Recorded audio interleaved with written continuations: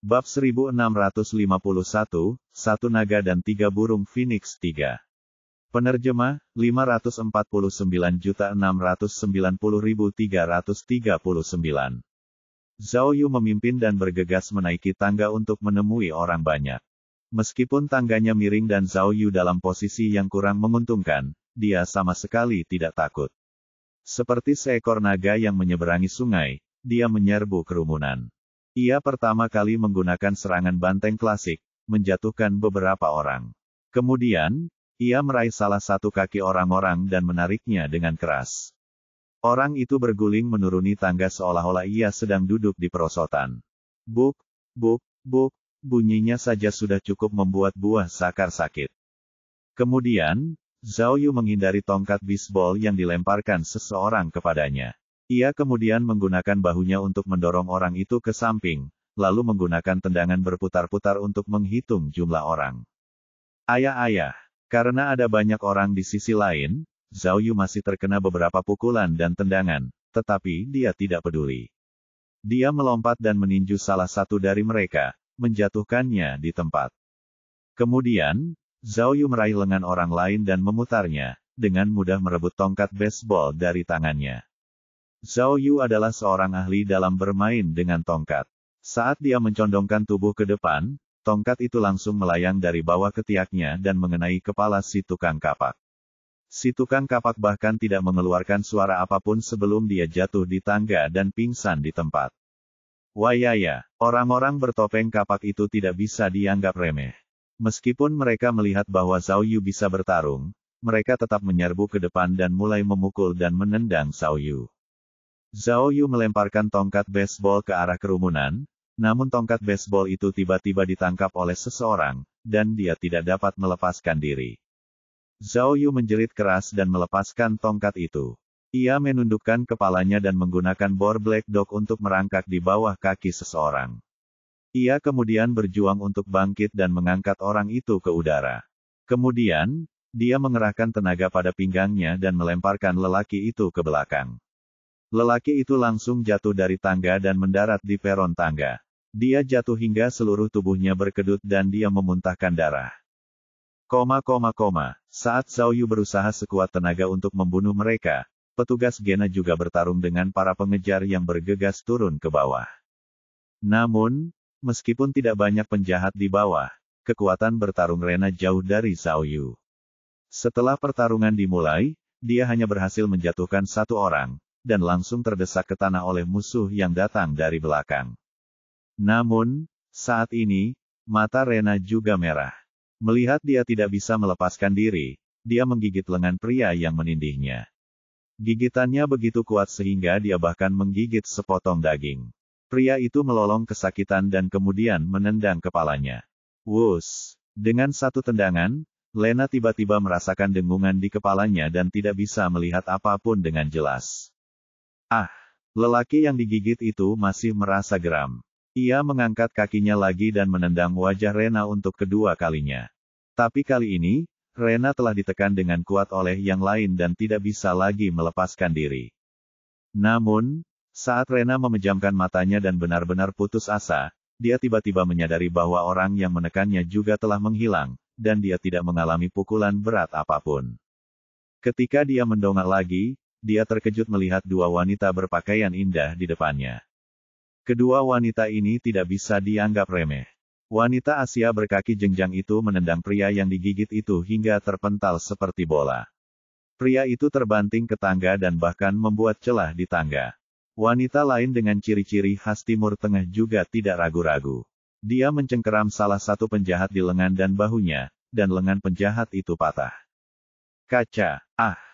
Penjahat itu melolong dengan menyedihkan saat seluruh lengannya terkulai ke bawah. Namun, wanita itu tidak tenang. Dia berputar di tempat dan menendang, langsung menendang penjahat lain yang datang untuk membantu. Tendangan itu mendarat tepat di wajahnya.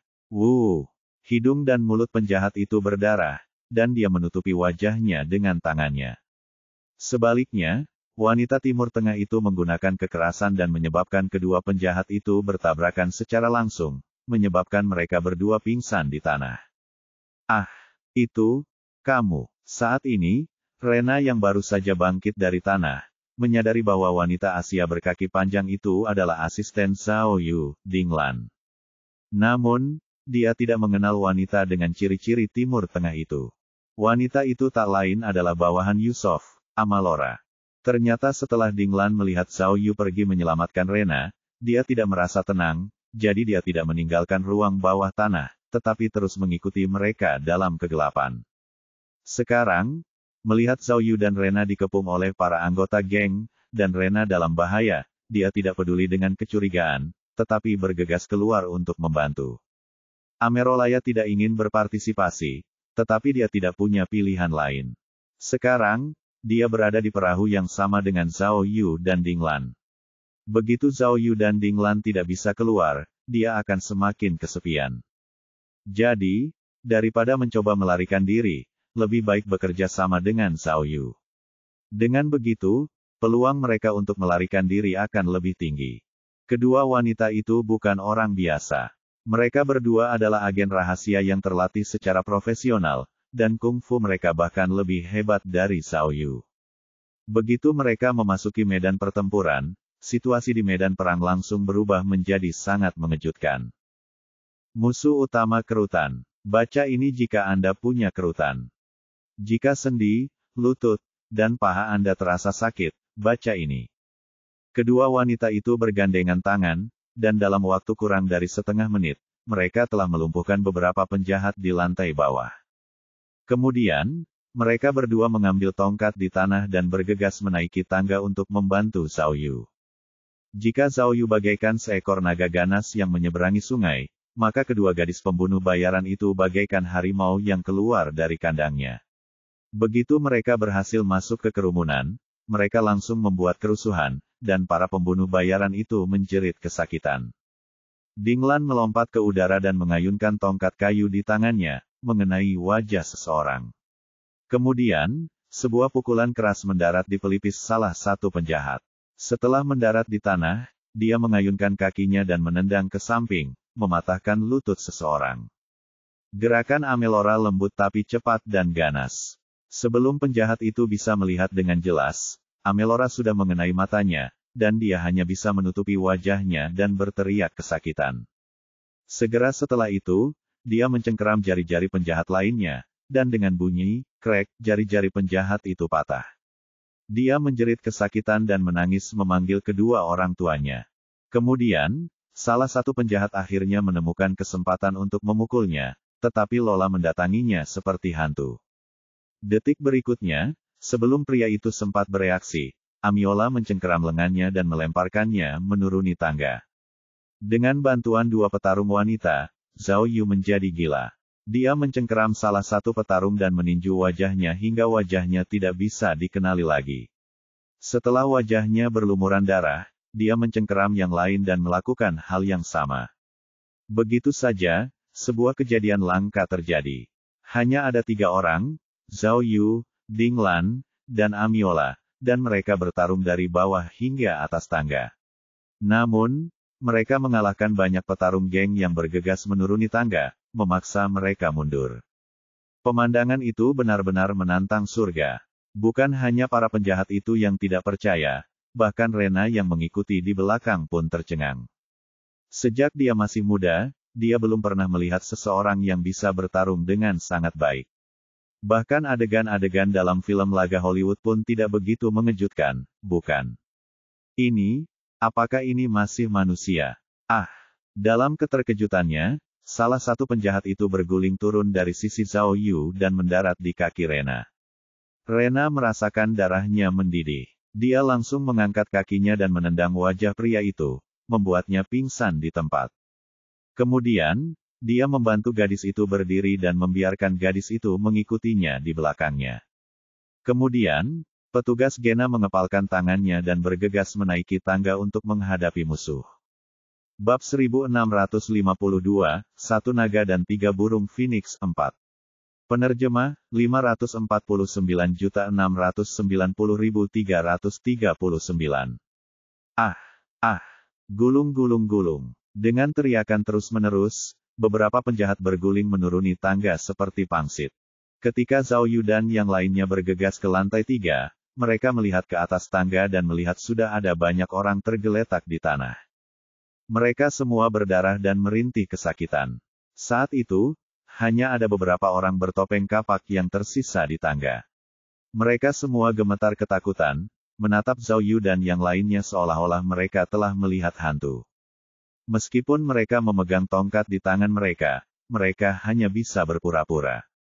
Kaki mereka terus bergerak maju mundur, dan tidak ada yang berani melangkah maju. Melihat Zhao Yu dan yang lainnya, mereka seperti naga dan burung phoenix yang bermandikan darah. Mereka maju dengan kepala terangkat tinggi di antara banyak penjahat yang berteriak dan jatuh ke tanah. Wow, tiba-tiba, Zhao Yu membuka mulutnya dan mengeluarkan suara gemuruh yang keras, yang membuat para prajurit berkapak itu ketakutan hingga gemetar, dan beberapa dari mereka bahkan menjatuhkan senjata mereka. Dentang, dentang, dentang. Saat pentungan itu menggelinding menuruni tangga, para prajurit berkapak yang tersisa tidak dapat bertahan lebih lama lagi dan semuanya berbalik untuk melarikan diri. Melihat musuh melarikan diri, petugas Gena tidak merasa tenang, tetapi segera mengeluarkan ponselnya dan menelepon markas besar. Pada saat yang sama, dia berkata kepada Zhao Yu dan Ding Lan. Ini sarang gengsak. Mereka sangat kuat. Kita harus segera pergi. Seolah-olah itu menjadi kenyataan, begitu suara Gena jatuh, terdengar lagi suara gaduh dari atas tangga, dan dalam suara gaduh itu, terdengar suara logam yang saling berbenturan. Zhao Yu mendongak dan melihat sekelompok besar orang berlari menuruni tangga. Senjata di tangan mereka bukan lagi tongkat, melainkan pisau sepanjang 3 kaki. Cek-cek, karena dia membawa banyak peralatan, Zhao Yu tidak takut pada mereka, tetapi dia tidak bertarung sendirian. Dia memiliki banyak rekan setim. Jika dia harus melawan orang-orang ini dalam pertempuran jarak dekat, akan sulit baginya untuk mendukung mereka. Saat ini, Ding Lan memiliki pemikiran yang sama dengan Zhao Yu. Dia dengan cepat menunjuk ke tangga di lantai 3, melambaikan tangan ke arah kerumunan, dan berkata, ayo, mari kita pergi dari sini. Zhao Yu tahu bahwa kasino itu terletak di sana. Kasino itu luas dan banyak orang, sehingga memudahkan mereka untuk melarikan diri. Kemudian, Zhao Yu dan yang lainnya segera turun ke lantai bawah tanah ketiga. Setelah mereka memasuki koridor, mereka melihat pintu tirai logam di pintu masuk. Jadi, dia dan Ding Lan segera menurunkan tirai pintu, dan mengikatnya ke tongkat baseball. Sua. Mereka baru saja mengunci pintu penutup ketika para pengejar tiba-tiba datang dan mulai mendobrak pintu. Astaga! Zhao Yu dan yang lainnya menghela napas lega, lalu segera meninggalkan tempat itu dan memasuki kasino. Yang mengejutkan Zhao Yu, seolah-olah tidak terjadi apa-apa di kasino. Para penjudi yang terobsesi dengan menang dan kalah masih menaruh chip mereka di meja masing-masing. Namun, tidak lama setelah Zhao Yu dan yang lainnya tiba, mereka terkejut melihat bahwa dari ujung lain kasino, ada beberapa pria besar dengan mata tajam dan pinggang lebar. Orang-orang besar ini jelas berbeda dari penjahat biasa yang pernah dilihatnya sebelumnya. Mereka mengenakan jas putih, dan masing-masing dari mereka memiliki tatapan mata yang jahat. Urat-urat di pelipis mereka menonjol, dan ketika mereka mengepalkan tangan, suara-suara berderak dapat terdengar. Sekali lihat dan Anda dapat mengatakan bahwa mereka adalah tuan yang baik. Beberapa orang besar memandang Zhao Yu dan yang lainnya dengan jijik, tetapi mereka tidak bergegas menyerang. Ternyata ketika orang-orang besar itu muncul, banyak pelayan berlari menghampiri dan mulai membersihkan tempat itu dengan suara pelan dan tertib, membiarkan para penjudi meninggalkan kasino. Meskipun para penjudi tidak mau, mereka tidak berani mengatakan apapun. Mereka semua menyimpan chip mereka dan pergi melalui pintu utama. Melihat jalan keluar telah terhalang, Zhao Yu, Ding Lan, Amilora, dan Rena saling bertukar pandang. Mereka berempat mengangguk tanda mengerti, lalu berhenti dan beristirahat. Meskipun mereka telah memenangkan kemenangan sementara dalam pertempuran di tangga, mereka telah menghabiskan banyak energi. Sekarang jalan telah diblokir dan pihak lain telah membersihkan lapangan, mereka mungkin juga mengambil kesempatan untuk beristirahat dan mempersiapkan diri untuk pertempuran berikutnya. Saat itu, Zhao Yu melihat ada sampahnya di bar di sebelahnya, jadi dia mengambil gelas dan meminumnya sekaligus. Lumayan. Zhao Yu mendecakkan bibirnya, lalu menyerahkan gelas lainnya kepada Ding Lan dan yang lainnya. Ding Lan dan para wanita lainnya juga haus, jadi mereka mengambil gelas dan mencicipinya perlahan. Baiklah, jangan khawatir, kata Rena, aku sudah meminta markas untuk menambah tenaga kerja. Meskipun geng Zack kuat, masalah ini melibatkan urusan luar negeri. Polisi pasti tidak akan tinggal diam dan tidak melakukan apa-apa. Mereka akan segera mengirim sejumlah besar pasukan untuk mengepung tempat ini. Saat dia berbicara, dia menepuk gadis kecil yang telah diselamatkannya dan berkata, ketika polisi datang, kamu bisa membawa mereka untuk menyelamatkan gadis-gadis itu. Musuh utama kerutan. Baca ini jika Anda punya kerutan. Jika sendi, lutut, dan paha Anda terasa sakit, baca ini. Ya, gadis kecil itu mengangguk dengan berani. Tetapi ketika dia melihat pria kekar di kejauhan, matanya masih menunjukkan rasa takut yang tak terselubung. Namun, kata-kata Rena tidak terdengar seperti kabar baik bagi Zhao Yu dan yang lainnya. Karena mereka memiliki petunjuk penting tentang Hu Lingye di tangan mereka, mereka tentu saja tidak ingin berhubungan dengan polisi Maroko. Hal ini terutama berlaku bagi Amiola, yang tidak dapat mengungkapkan identitasnya kepada publik. Dia tidak dapat menahan diri untuk tidak mengerutkan kening. Jadi, mereka bertiga diam-diam saling menatap dan berkomunikasi dengan mata mereka. Mereka semua berpikir tentang bagaimana menghadapi polisi nanti. Petik 2. Pada saat ini, pembersihan kasino berjalan sangat lancar. Orang-orang kekar itu melangkah maju beberapa langkah dan mempersempit pengepungan. Petik 2. Ngomong-ngomong, aku masih belum tahu, pada saat ini, Rena sepertinya menyadari bahwa Zhao Yu dan yang lainnya menatapnya dengan aneh. Dia segera menyesap sampahnya, menunjuk ke arah Amerola, dan bertanya, siapa wanita ini? Aku belum pernah melihatnya sebelumnya. Namun, Zhao Yu dan dua orang lainnya tidak berbicara. Jelas, mereka tidak berniat memperkenalkan Rena. Hehe, Rena tertawa bosan. Kurasa kau pasti menemukan beberapa petunjuk penting dan datang ke sini, kan? Kalau tidak, dia tidak akan menyerah menyelidiki tempat kejadian di Hotel Bulan Baru. Setelah itu, Rena melirik Zhao Yu dan yang lainnya dengan serius, tetapi mereka bertiga masih tidak berbicara. Tapi, kamu mungkin tidak menemukan petunjuk penting apapun, Rena tersenyum dan menebak. Kalau tidak, kamu tidak akan mengambil risiko untuk datang dan menyelamatkanku sekarang, kan?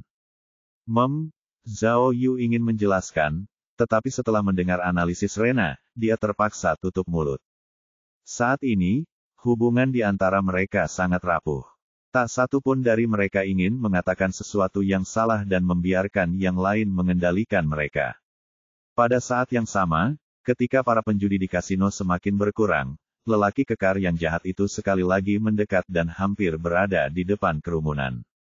Gadis kecil itu begitu ketakutan hingga dia bersembunyi di belakang Rena.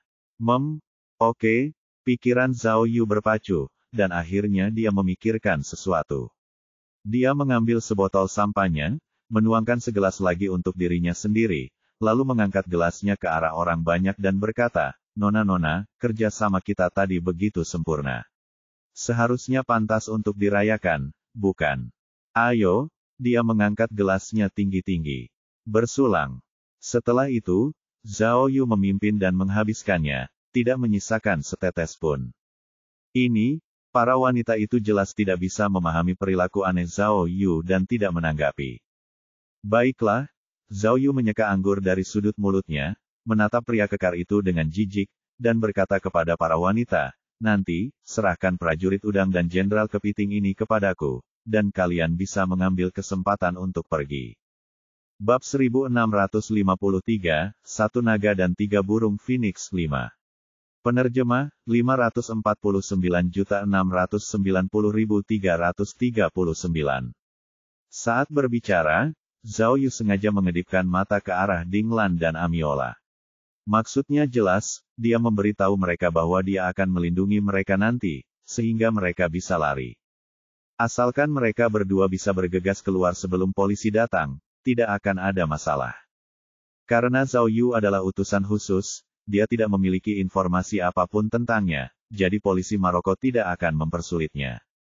Seketika, Amiola mengerti dan menganggukkan kepalanya. Namun, Dinglan menggelengkan kepalanya dengan tegas. Tidak, jangan pernah berpikir tentang itu.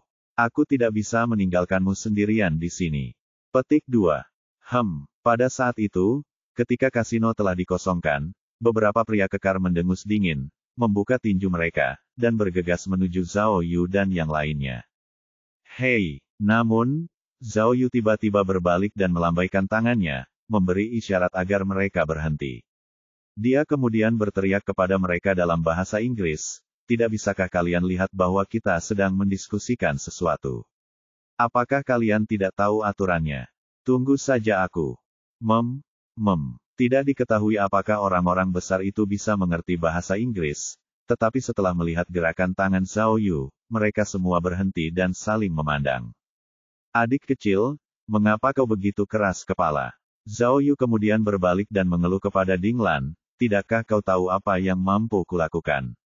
Aku tidak membutuhkanmu untuk mengurusku, aku dapat menangani pasukan Vacheria, mengapa aku harus takut pada para pemula ini? Apakah aku yang akan memutarbalikkannya atau kamu? Dinglan melambaikan tangannya tanpa daya. Jika aku tidak bertindak tepat waktu, kamu akan dihancurkan menjadi bubur oleh mereka. Waya. Pada saat ini, beberapa pria kekar akhirnya menyadari bahwa mereka telah tertipu, jadi mereka berteriak dan menyerbu Zhao Yu dan yang lainnya lagi. Hei! Namun, Zhao Yu melakukan hal yang sama dan berbalik untuk berteriak kepada mereka dengan tidak sabar, apakah kalian tidak mengerti bahasa manusia? Aku sudah bilang untuk menunggu sebentar, jadi tunggu saja sebentar. Sungguh mainan yang tidak berbudaya. Petik 2, petik 2. Mendengar teriakan Zhao Yu, para pria itu berhenti dan saling memandang untuk kedua kalinya. Sedetik kemudian, mereka begitu marah hingga mereka memamerkan gigi dan bergegas dengan marah, ingin mencabik-cabik Zhao Yu terlebih dahulu. Jangan coba-coba membodohiku, Zhao Yu mencengkeram kaki kursi dengan kedua tangannya dan berteriak pada Dinglan, cepat ambil, Ledakan, ledakan. Saat Zhao Yu baru saja menyelesaikan kalimatnya, mereka tiba-tiba mendengar suara keras dari tirai pintu di belakang kasino. Suara keras itu begitu dahsyat hingga tanah bergetar dan bergemuruh. Wayaya, lalu, terdengar suara gemuruh yang dahsyat dari sana, dan saat suara gemuruh itu semakin dekat, seorang pria dengan senapan laras ganda di tangannya tiba-tiba muncul di sudut di belakang meja bar. Ketika lelaki itu melihat Zhao Yu dan yang lainnya, dia tidak mengatakan apa-apa, tetapi segera mengangkat senjatanya dan membidik mereka, siap untuk menembak. Karena Rena dan gadis kecil itu bersembunyi di belakangnya, mereka akan menjadi orang pertama yang tertembak jika dia menembak. Pada akhirnya, di saat kritis ini, Dinglan melompat ke udara, mengeluarkan pistolnya ke udara, dan melepaskan tembakan ke arah pria itu. Bang! Meskipun peluru ditembakkan ke udara, peluru itu tetap mengenai lawan dengan akurat. Pria itu tertembak dan bersandar ke belakang. Senapan laras ganda itu melesat ke langit-langit, meledakkan lampu gantung dan menghancurkannya hingga ke tanah. Rena dan gadis kecil itu berteriak ketakutan dan segera bersembunyi di bawah meja bar. Pada saat itu, kedua pria kekar itu sudah berlari ke depan Zhao Yu. Zhao Yu hendak melemparkan kursi ke arah mereka, tetapi Dinglan memutuskan untuk mengerahkan seluruh kemampuannya. Dia berbalik dan melepaskan dua tembakan ke arah pria-pria itu. Pada akhirnya, kedua tembakan itu mengenai lengan kedua pria besar itu dengan tepat, menyebabkan mereka terjatuh ke tanah dan menjerit kesakitan. Ledakan, ledakan. Tepat saat Dinglan menembak jatuh kedua pria itu, dua pria lain dengan senjata berburu menyerbu masuk dari pintu tirai. Salah satu dari mereka bahkan menembaki Dinglan. Namun, Dinglan sudah waspada. Dia berguling ke sisi meja bar dan menghindari peluru. Lalu, dengan suara keras, dia menembak orang yang melepaskan tembakan di wajah. Pria itu bahkan tidak mengeluarkan suara apapun sebelum dia jatuh ke tanah dan meninggal. Petik 2. Pria terakhir yang memegang pistol itu sangat ketakutan hingga wajahnya berubah. Dia segera bersembunyi di balik meja bar dan menggunakan punggungnya untuk mendorongnya. Namun, Meja bar terbuat dari kayu. Dinglan menemukan posisi umum dan melepaskan 2 tembakan. Peluru langsung menembus meja bar dan mengenai pria itu. Ah! Melihat Dinglan menembak dan membunuh, seorang pria kekar mengangkat meja judi dan mencoba menghancurkannya ke arah Dinglan. Hilangkan sembelit dalam 1 malam di rumah. Jika sendi, lutut, dan paha Anda terasa sakit, baca ini. Namun, seberapa cepat pun dia tidak dapat berlari lebih cepat dari senjata itu. Dinglan melepaskan 2 tembakan ke arahnya, dan pelurunya menembus meja dan menembak pria itu ke tanah. Ah! Pria besar itu tertimpa meja judi yang diangkatnya sendiri dan berteriak kesakitan. Retakan. Dinglan tahu bahwa peluru di klipnya sudah habis. Dia segera mengeluarkan klip baru dari bagian bawah celananya dan mengisinya kembali dalam waktu kurang dari 2 detik. Saat dia berdiri lagi dengan pistol di tangannya, pria-pria kekar yang tersisa di seberangnya sudah ketakutan setengah mati. Tak seorang pun dari mereka berani melangkah maju. Mereka semua menutupi kepala dan melarikan diri dengan panik. Dinglan khawatir akan ada lebih banyak penyergapan di gerbang tirai gulung, jadi dia berjalan dengan hati-hati sambil membawa senjatanya.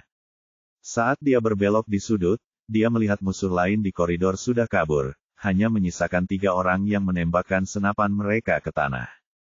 Salah satu dari mereka tertembak di bahu dan merintih kesakitan. Yang satu lagi tertembak di tengah dahinya dan meninggal di tempat. Meskipun yang terakhir masih berkedut, peluru telah menembus arteri lehernya, jadi jelas bahwa dia tidak akan selamat. Sialan, Dinglan tak kuasa menahan perasaan tertekan saat melihat seseorang tewas di tempat kejadian. Suasana hatinya langsung anjlok. Meskipun itu adalah pembelaan diri yang sah, bagaimanapun juga ini adalah negara asing. Apapun alasannya, menembak seseorang akan mendatangkan masalah yang tak ada habisnya. Selain itu, dia masih punya misi yang harus diselesaikan. Zhao Yu tentu saja tahu betapa serius konsekuensinya, jadi dia segera berlari ke Dinglan dan berkata, "Cepat, ayo pergi." "Tidak." Dinglan meraih lengan Zhao Yu dan berkata, "Aku akan menyeretmu ke bawah bersamaku jika aku pergi. Kita hanya bisa pergi bersama." Tapi, Zhao Yu tahu bahwa jika mereka melarikan diri bersama, itu hanya akan menimbulkan lebih banyak masalah. Pada saat itu, bahkan dinas rahasia dan kedutaan besar mungkin tidak dapat melindungi mereka. Petik 2. Sudah kubilang ini salah. Pada saat ini, Amerolaya yang cemas tidak dapat menahan diri untuk tidak berkata, "Aku tidak mengerti mengapa kamu masih ragu-ragu. Cepatlah pergi, atau semuanya akan benar-benar terlambat." Tanpa diduga, mulut Amilora tampak diberkati dengan cahaya. Begitu dia selesai berbicara, serangkaian langkah kaki tergesa-gesa mendekat dari jauh. Dalam waktu kurang dari beberapa detik, beberapa tim polisi bersenjata lengkap menyerbu dari segala arah dan mengepung seluruh aula kasino. Ada puluhan polisi, bersenjatakan senjata canggih, mengenakan pakaian anti ledakan, dan beberapa bahkan membawa perisai anti peluru. Begitu mereka masuk, mereka memblokir semua pintu keluar kasino, membuat Zhao Yu dan yang lainnya tidak punya cara untuk memulai perkelahian. Melihat ini, Lola Mei menamparkan mulutnya sendiri, lalu berlutut di tanah dan mengangkat tangannya. Melihat ini, Dinglan bertukar pandang dengan Zhao Yu. Setelah Zhao Yu mengangguk tanpa daya, dia meletakkan senjatanya dan berhenti melawan. Bab 1654, 1 Naga dan 3 Burung Phoenix 6. Penerjemah, 549.690.339. Setelah melihat sejumlah besar petugas polisi berhamburan ke dalam kasino, berbeda dengan Zhao Yu dan yang lainnya yang tampak lesu, petugas Gena keluar dari bar dengan kepala tegak. Ini aku. Petik 2. Ia mengulurkan kartu identitasnya dan sekelompok polisi segera berkumpul di sekitarnya. Setelah identitas Rena terkonfirmasi, salah satu polisi langsung memberi hormat. Jelas bahwa pangkat Rena di kepolisian tidak rendah. Saat ini, Rena pertama-tama menggendong gadis yang diselamatkan itu ke dalam pelukannya, lalu menunjuk ke arah Zhao Yu, Dinglan, dan Amerola I, dan berkata kepada petugas polisi dalam bahasa Arab. Ketiga orang ini adalah tersangka penting. Tangkap mereka terlebih dahulu. Kamu, Meskipun Zhao Yu tahu bahwa Rena pasti akan berselisih dengannya, dia masih sedikit terkejut. Dia berkata dengan tergesa-gesa, "Petugas Rena, jangan lupa bahwa aku adalah utusan khusus. Juga, jangan lupa siapa yang menyelamatkan hidupmu tadi." Petik 2. Namun, mendengar pertanyaan Zhao Yu, Rena mengabaikannya, tetapi terus memberi perintah kepada petugas polisi, "Hati-hati. Orang-orang ini sangat berbahaya. Kalian harus mengirim lebih banyak orang untuk mengawasi mereka." Ya, setelah menerima perintah, petugas polisi dengan cepat mengikat tangan Zhao Yu dan dua orang lainnya di belakang punggung mereka, lalu memborgol mereka. Petik 2. Rena menatap gadis di pelukannya, lalu menunjuk ke arah Zhao Yu dan yang lainnya dan memerintahkan polisi, bahwa mereka bertiga keluar dulu. "Aku akan mengurus mereka sendiri nanti. Ingatlah, tanpa perintahku, kamu tidak boleh menyerahkannya kepada siapapun." Ya, petik 2. Begitu saja, Zhao Yu dan dua orang lainnya dikawal keluar dari bar oleh polisi. Ketika mereka keluar, mereka menyadari bahwa di luar sudah gelap. Pintu masuk bar dipenuhi mobil polisi, dan ada petugas polisi di mana-mana.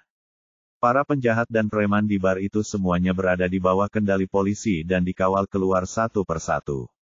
Dengan sangat cepat, Zhao Yu dan dua orang lainnya dibawa ke dalam kendaraan komando lapis baja, yang dijaga oleh 3 petugas polisi dengan senjata api terisi penuh.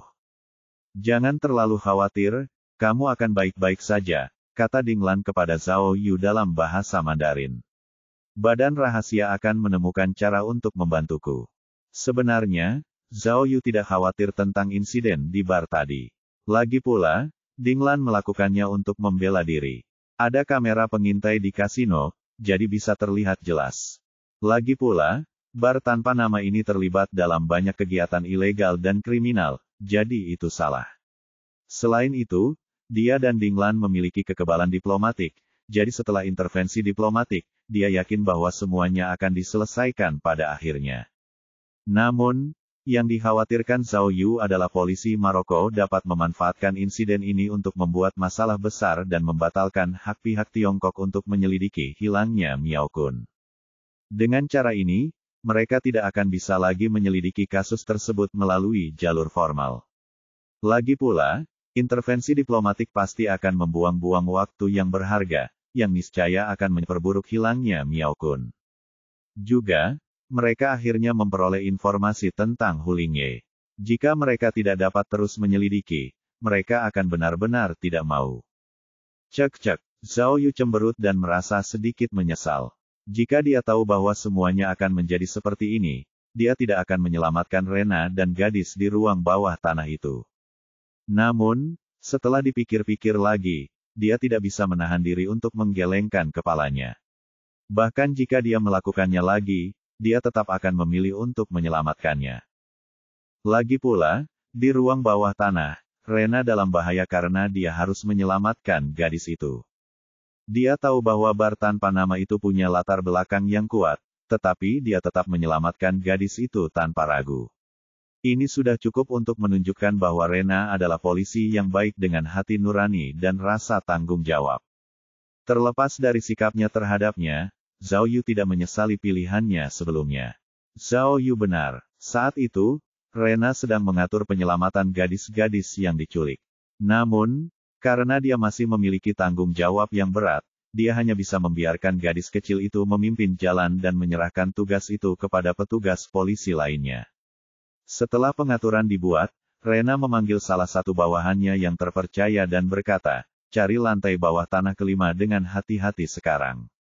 Jangan lewatkan satu sudut pun. Aku curiga ada petunjuk penting untuk kasus pembunuhan Hu Lingye di sana."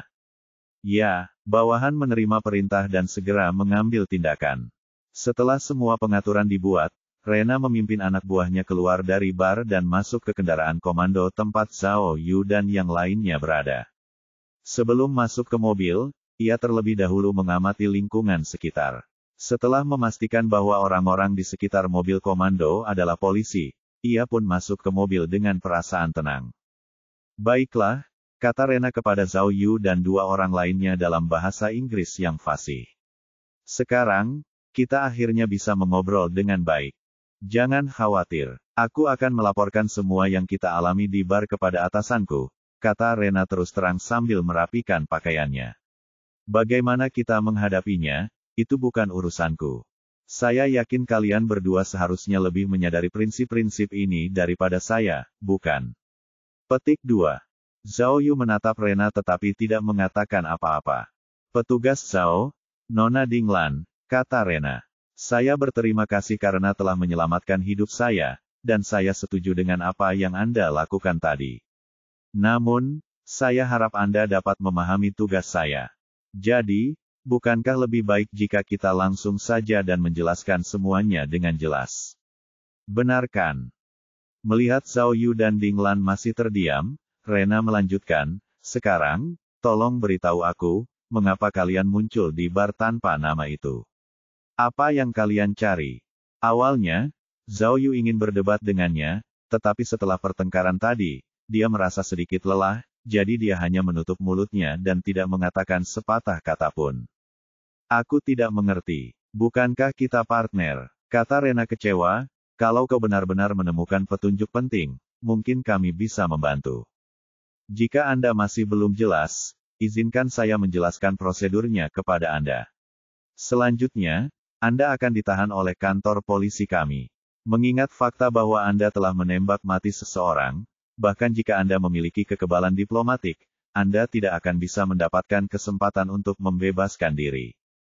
Jadi, langkah selanjutnya adalah kau akan dikurung di penjara kami, menunggu penyelidikan dan persidangan kasus ini, dan negosiasi diplomatik dengan Kang Chang. Saat itu, semuanya sudah terlambat. Tapi, sebaliknya, Rena menasihati dengan sungguh-sungguh, kalau kamu memberitahuku petunjuk yang kamu temukan sekarang, semuanya akan berbeda. Pikirkanlah, jika kasus Hulingye terkait dengan geng Sah atau bar tak bernama, maka kami akan berpikir bahwa Anda terlibat konflik dengan mereka karena Anda sedang menyelidiki sebuah kasus. Jika sifatnya berubah, kekebalan diplomatik Anda akan memainkan perannya secara maksimal, dan Anda pasti tidak perlu masuk penjara, mengerti? Juga, aku berjanji bahwa selama kamu memberiku petunjuk, aku akan melakukan yang terbaik untuk menyelidiki kasus Hulingye. Tidak perlu membuang-buang waktu. Jadi, apa yang aku katakan? Rena menatap Zhao Yu dan Dinglan dengan serius. Apakah sudah cukup jelas? Zhao Yu menimbang-nimbang lamaran Rena dalam hatinya dan merasa bahwa dia tidak tulus. Jadi, dia bertukar pandang dengan Dinglan, yang mengangguk sedikit. Tampaknya Dinglan memiliki ide yang sama dengan Zhao Yu, dan telah setuju untuk bekerja sama dengan Rena. Namun, tepat saat Zhao Yu hendak menjelaskan, pintu unit komando bergerak tiba-tiba dibuka dengan kasar oleh seseorang. Lalu, seorang pria berjanggut berjas masuk. Di belakang pria itu, ada beberapa pria berbaju hitam yang agresif. Hasan, Rena mengenali pria itu dan segera memblokir pintu. Apa maksudmu? Ini kasus polisi, apa yang kalian lakukan di sini? Mendengar nama di Samore, Dinglan dan Amerolan berteriak kaget, ekspresi mereka berubah. Petik 2.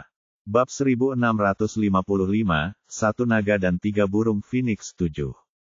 Penerjemah, 549.690.339. Sebenarnya Tisamo Maroko adalah singkatan dari Badan Intelijen Maroko yang berada di bawah militer setempat. Karena gayanya yang kejam dalam melakukan berbagai hal, dia menjadi terkenal dan menakutkan di Afrika Utara. Meskipun Zhao Yu belum pernah mendengar nama Tisamo, dia bisa menebak dari seruan Dinglan dan Amelia bahwa kelompok pria baru berbaju hitam itu jelas bukan orang baik. Petik 2. Saya agen khusus dari Departemen Keamanan Nasional, Gana berdiri di pintu dan berteriak pada pria bernama Hasan, kasus kami tidak ada hubungannya dengan militer Anda. Oh, kau si pembuat onar, Rena, kan? Bibir Hasan melengkung, dan dia berkata dengan tatapan jahat di matanya, jangan salah paham.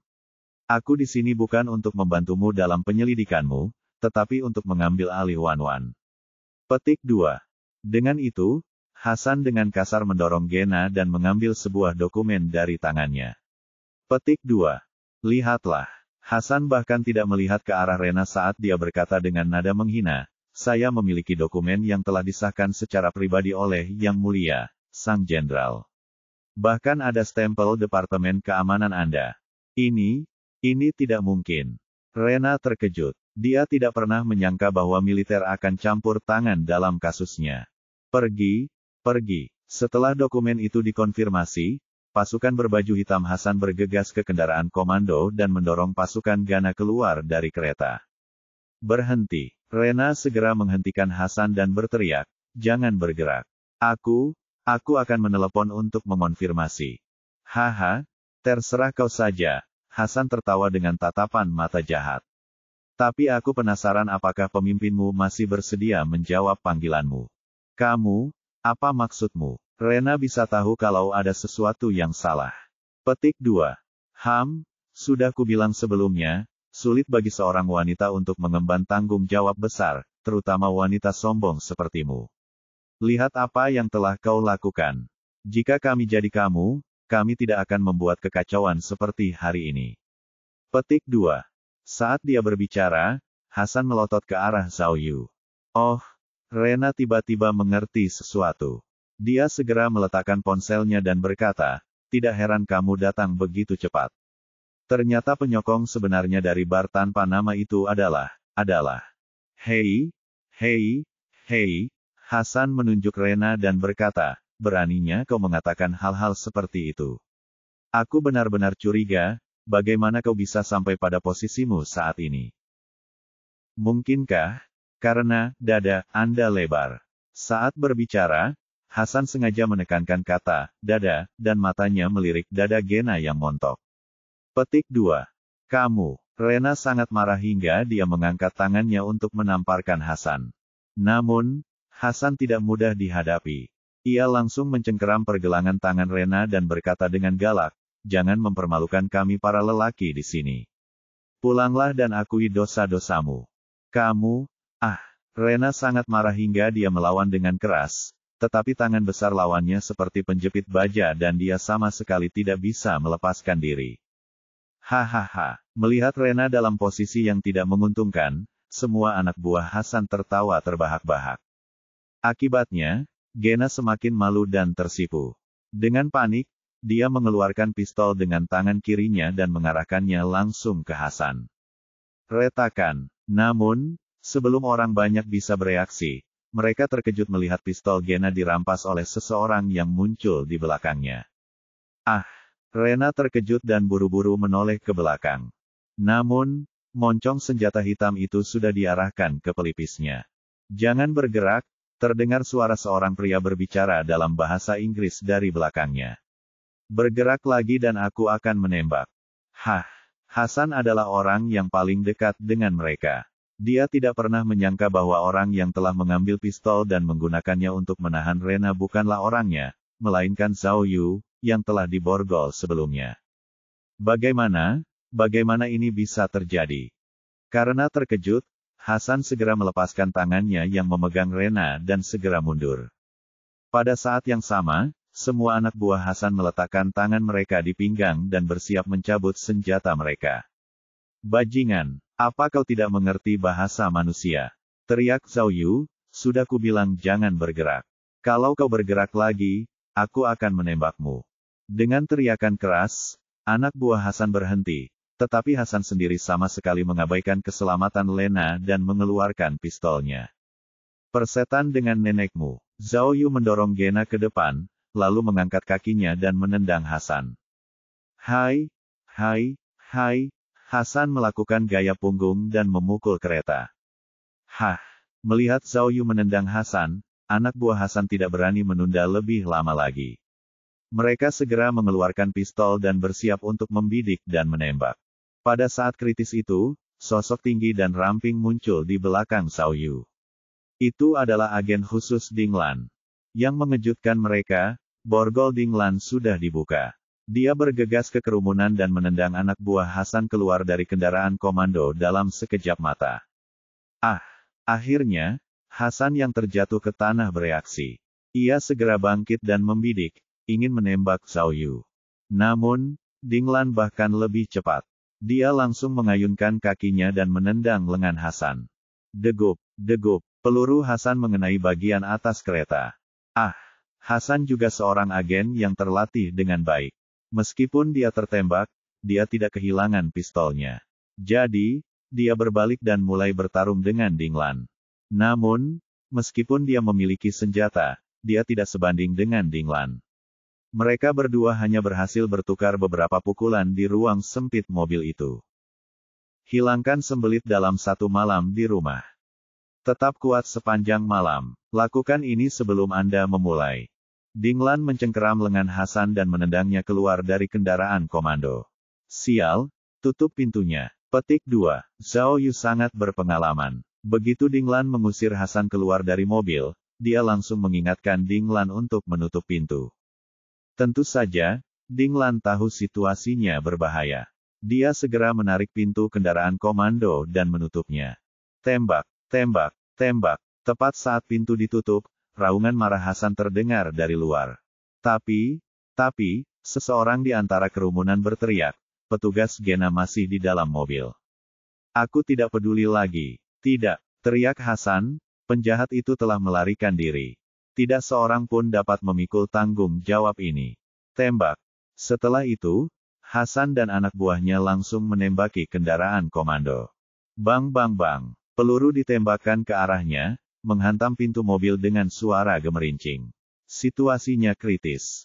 Ding ding ding. Beberapa peluru masuk ke dalam mobil melalui celah pintu, terbang di atas kepala Zhao Yu dan Rena, lalu mengenai atap mobil. Ayo, Holy Seasteriste, Zhao Yu tidak punya pilihan selain menekan Rena di bawahnya, dan keduanya jatuh ke tanah. Untungnya, unit komando bergerak itu anti peluru, dan Dinglan memiliki lengan dan kaki yang panjang. Dia mampu menutup pintu tepat waktu. Namun, mereka dikelilingi oleh banyak sekali polisi, jadi menutup pintu saja tidak ada gunanya.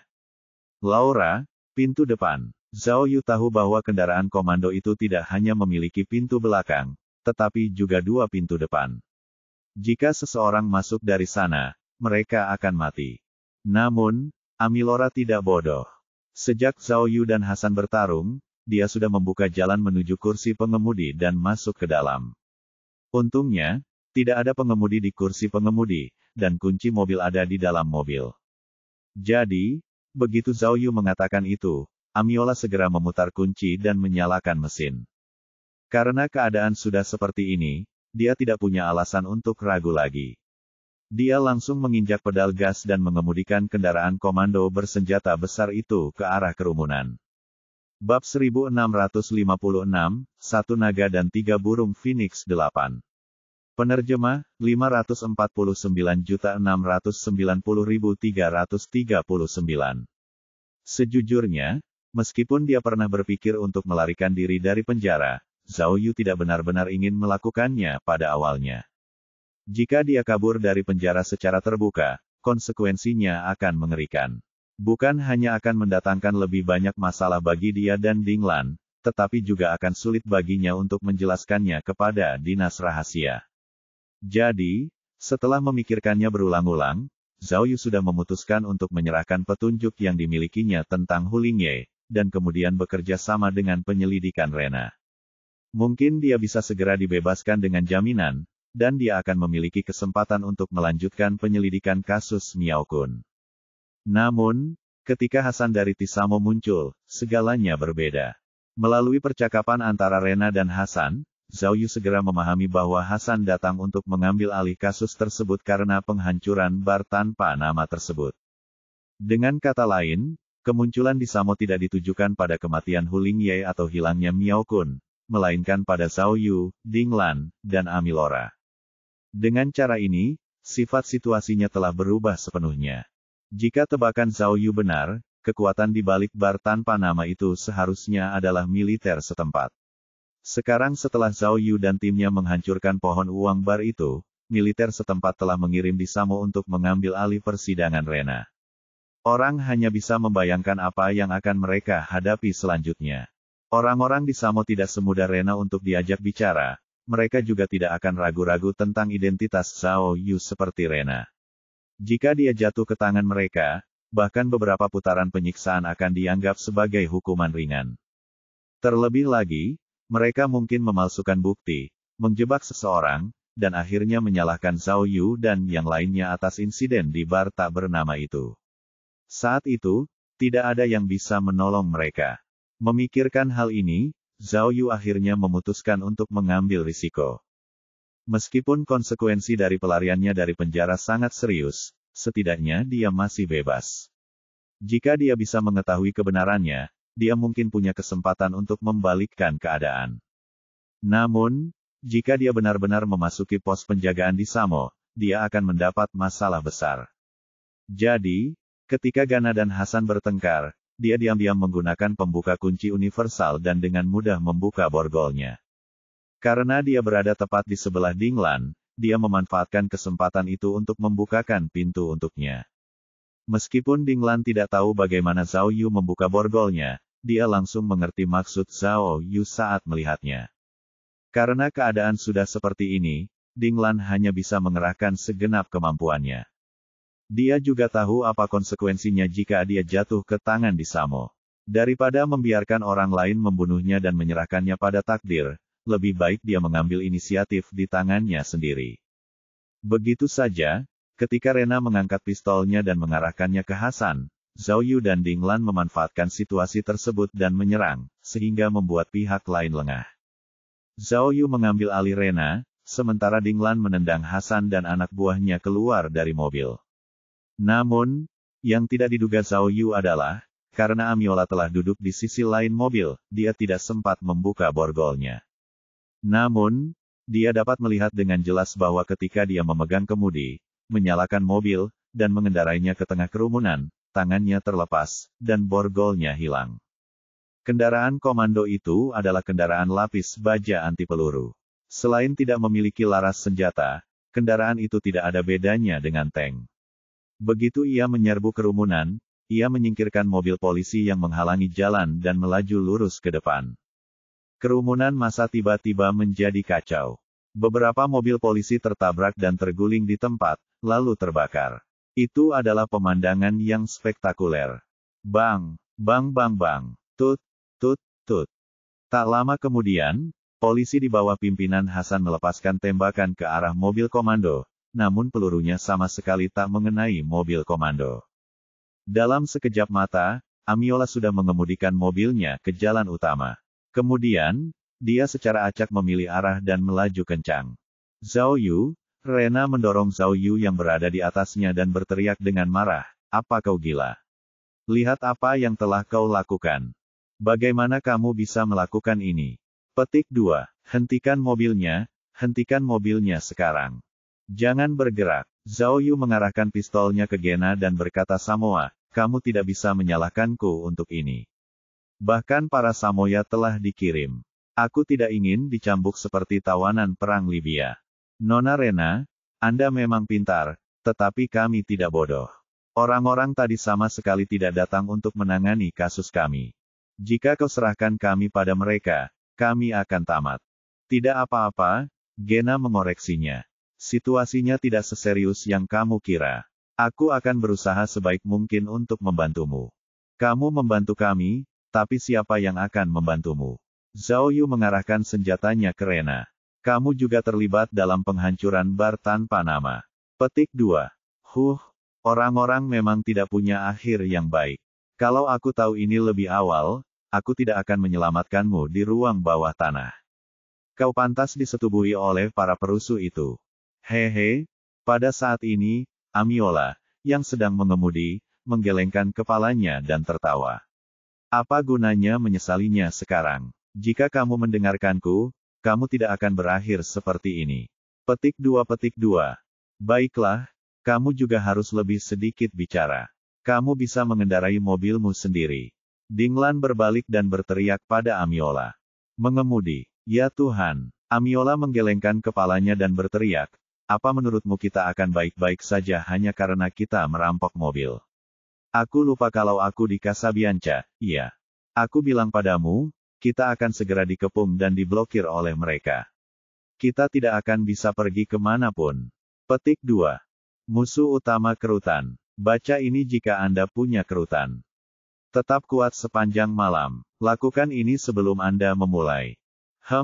Ding Lan berpikir sejenak, lalu berkata, pergilah ke tempat parkir bawah tanah Stadion Macha. Kau bisa keluar dari sana. Apa? Stadion Macha? Amiola mengangkat bahu. Kenapa kamu tidak mengatakannya lebih awal? Kita akan pergi ke arah yang berlawanan. Kalau begitu cepatlah berbalik. Jangan buang-buang waktu lagi. Teriak Ding Lan. Putar balik, oke. Amerola tidak punya pilihan selain memutar kemudi. Dia menerobos sabuk hijau di tengah dan berbelok ke jalan yang berlawanan. Zhao Yu, Rena menatap Zhao Yu dan berkata, kamu seharusnya tahu bahwa senjataku tidak memiliki peluru, kan? Rena benar. Pistol ini adalah pistol yang dibongkar oleh si penembak di ruang bawah tanah. Tentu saja, Zhao Yu tahu bahwa dia hanya berpura-pura sebelumnya. Dia tidak pernah berpikir untuk melakukan apapun pada Rena.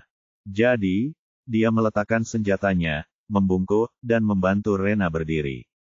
Jangan khawatir, kata Zhao Yu. Saat kita aman, aku akan membiarkanmu pergi. Hehe, duduk di kursinya. Gena tertawa getir dan berkata, aku benar-benar tidak mengerti bagaimana kasus kriminal biasa bisa berubah menjadi seperti ini. Apa salahku? Mungkinkah? Rena membuka telapak tangannya dan berkata dengan penuh semangat, aku melihat mereka memperkosa gadis di bawah umur dan berpura-pura tidak melihat apapun. Ya, aku seorang wanita, tapi memangnya kenapa kalau aku seorang wanita? Tidak bisakah wanita melakukan hal-hal hebat? Air mata kesedihan mengalir dari mata Rena. Aku sampai di tempatku hari ini dengan usahaku sendiri, 100 kali lebih banyak dari orang biasa. Saya tidak pernah terikat dengan bangsawan manapun, dan saya juga tidak memiliki latar belakang politik apapun. Saya menjadi seperti sekarang ini karena keringat dan air mata saya. Petik 2. Apa salahku? Apa salahku? Rena menangis terseduh-seduh, menangis dengan perasaan yang amat sedih. Baiklah, Ding Lan menepuk bahu Rena dan menghiburnya. Kamu tidak melakukan kesalahan apapun. Tidak ada yang salah dengan menjadi seorang wanita. Lihat apa yang ada di depanmu. Setidaknya, kecuali Zhao Yu, kita semua adalah wanita. Rena melihat sekeliling. Memang, di dalam mobil, kecuali Zhao Yu, yang lainnya semuanya wanita.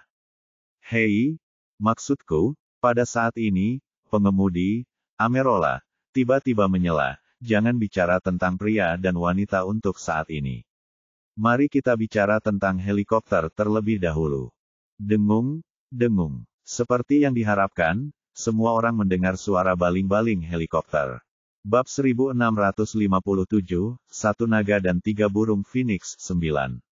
Penerjemah, 549.690.339.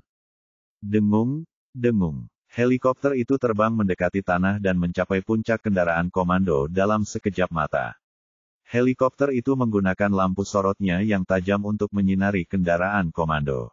Sudah berakhir, kita sudah terjebak oleh pesawat, kata Amerolan sambil mengemudi dengan gugup. Dia kemudian menoleh ke Zhao Yu dan Ding Lan dan bertanya, bisakah kalian memikirkan sesuatu? Zhao Yu dan Ding Lan saling berpandangan. Keduanya merasakan keseriusan situasi. Zhao Yu punya cara untuk menangani helikopter. Selama dia menggunakan pesawat dan jubah tembus pandang, seperti yang dia lakukan di Pulau Ajaib, dia bisa menangani helikopter itu. Namun, metode ini jelas terlalu tidak konvensional. Begitu digunakan, tidak ada cara untuk menjelaskannya. Jangan pedulikan itu. Namun, di saat kritis seperti itu, Gena berkata kepada orang banyak dengan tatapan penuh tekad di matanya, helikopter Dalberda selalu digunakan untuk menakut-nakuti orang. Yang perlu Anda khawatirkan adalah pengaturan lalu lintas di darat. Mendengar Rena mengatakan ini, Zhao Yu dan Ding Lan jelas sedikit terkejut. Biarkan aku menjelaskan situasinya kepadamu. Rena menggertakkan gigi putihnya dan berkata dengan ekspresi acuh tak acuh, meskipun aku tidak tahu dukungan seperti apa yang kamu miliki di Stadion Macha, menurut analisisku, mustahil bagimu untuk sampai di sana. Zhao Yu memutar matanya, seolah-olah dia telah menemukan sesuatu. Dia buru-buru bertanya, kenapa? Dari Khalifa Avenue ke Stadion Macha, kita harus melewati total 12 persimpangan dan 6 area pengaturan lalu lintas. Kami baru saja melakukan latihan anti-terorisme. Hanya butuh waktu 10 menit bagi persimpangan dan area terlarang ini untuk mendirikan pos pemeriksaan pertahanan. Beberapa tempat bahkan dilengkapi dengan peluru nyasar. Selain itu, helikopter telah mengunci posisi Anda, kata Gena. Sekarang, lebih dari 30 mobil polisi datang dari berbagai posisi untuk mencegat Anda. Ini juga termasuk kendaraan komando lapis baja dan kendaraan berat lainnya. Petik 2. 30 menit kemudian, tank-tank Angkatan Darat juga akan bergabung dalam operasi, jadi kalian tidak punya cara untuk melarikan diri. Setelah mendengar analisis Rena, Zhao Yu dan yang lainnya terdiam. Beberapa detik kemudian, Zhao Yu berkata dengan nada meremehkan, itu benar-benar berita bagus, hehe. Sebelum Zhao Yu sempat menyelesaikan kalimatnya, sirene polisi berbunyi, dan dia melihat ada beberapa mobil polisi mengejar kendaraan komando. Cek-cek, Zhao Yu mendesah putus asa. Tampaknya dia terlalu mudah berpikir tentang melarikan diri. Jadi, dia melirik perangkat sistem dan memutuskan untuk menggunakannya untuk melarikan diri bersama Ding Lan terlebih dahulu. Tapi, jika dia membawa Ding Lan bersamanya, bagaimana dia akan menjelaskan dirinya sendiri nanti? Saat Zhao Yu sedang dalam dilema, petugas Rena tiba-tiba berbalik dan berkata kepada Zhao Yu dan yang lainnya. Dalam keadaan seperti itu, kecuali, kau mendengarkanku. Rena berkata kata demi kata, aku punya cara untuk membantumu melarikan diri. Petik 2. Wus. Begitu dia mengatakan itu, mobil menjadi sunyi, membuat dengungan helikopter dan sirene semakin memekakkan telinga. Kau punya cara. Zhao Yu mengulanginya dengan ragu, maksudmu, kau akan membantu kami. Baiklah, kata Rena serius, aku ingin kau mengubah arah dan menuju ke selatan. Berkendara ke arah pegunungan. Di sini, dia berjalan ke layar pengawasan kendaraan komando dan menarik peta dengan cekatan. Dia kemudian menunjuk ke suatu lokasi dan berkata, setelah terowongan Tokley, kita akan mencapai pegunungan selatan Casabianca. Dari Khalifa Avenue ke terowongan, kita hanya perlu melewati pos pemeriksaan. Sedangkan aku tahu betul pos pemeriksaan ini. Aku yakin mereka tidak akan siap sebelum kita melewati pos pemeriksaan.